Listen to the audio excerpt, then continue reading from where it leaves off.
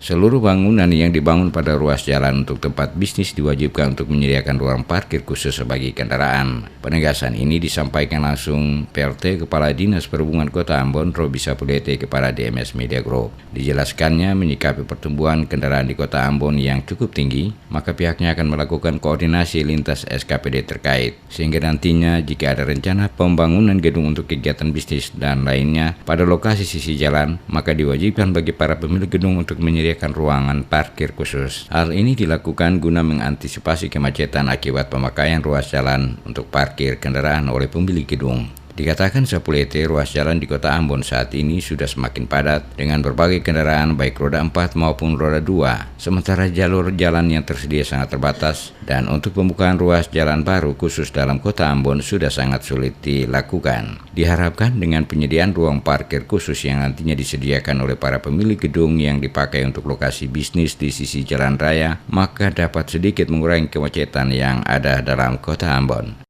Tetapi ya nanti kita akan tata, karena memang kita lihat sendiri pertumbuhan kendaraan cukup tinggi di kota ini. Sementara kapasitas jalan, makanya kami akan bersinergi dengan SKPD teknis terkait, supaya dalam proses pembangunan, khususnya yang membangun pada sisi jalan untuk aktivitas bisnis dan sebagainya, harus punya ruang parkir.